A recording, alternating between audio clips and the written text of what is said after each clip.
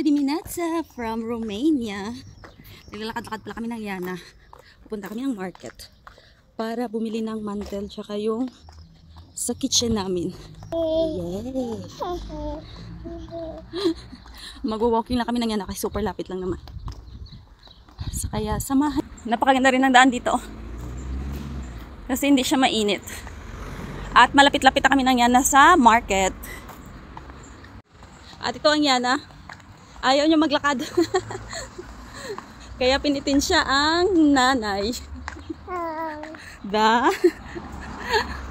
Kapag umalis kami, hindi talaga ako nadadala ng stroller. Kasi useless lang. Ayaw niya talaga sa stroller ba? So, kugos-kugos kami ng Yana.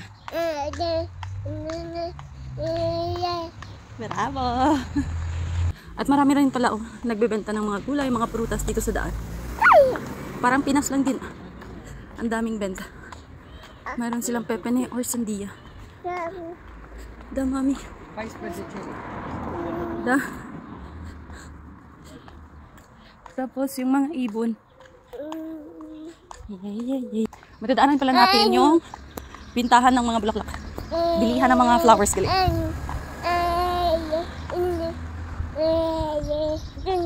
Tapos meron dito tinapayan. Later, bibili kami ng Yana dyan.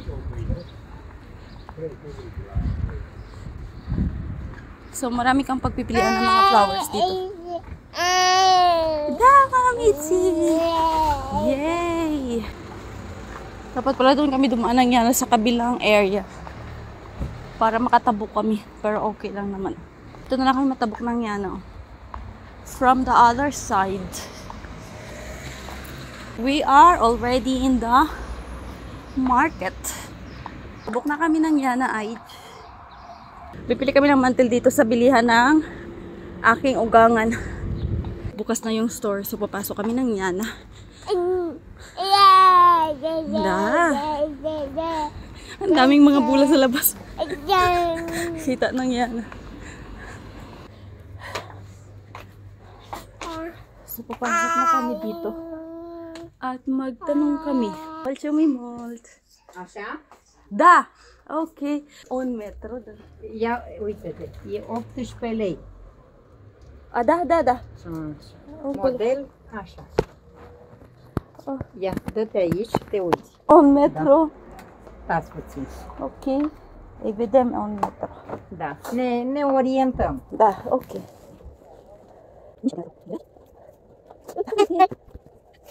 Hai bine, Da? doamnă, da? Merge. Un metru. Da? Uite, e frumoasă. Și asta, domnul. Jumate. Yay! Cumpără fructe, mami.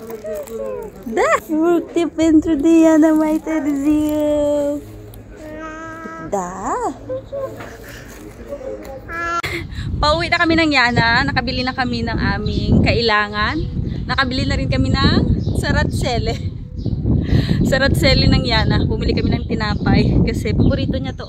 Pahinga muna kami dito kasi napagod ako. Misan ko pa doon yung nagtitinda ng binilihan ko ng mantel.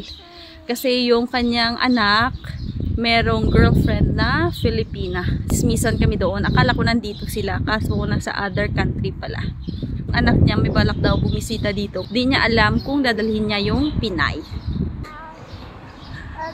Yeah, ma'am! Ito lang kami umupo ng Yana sa may harapan nitong apartment kasi meron silang paupuan dito.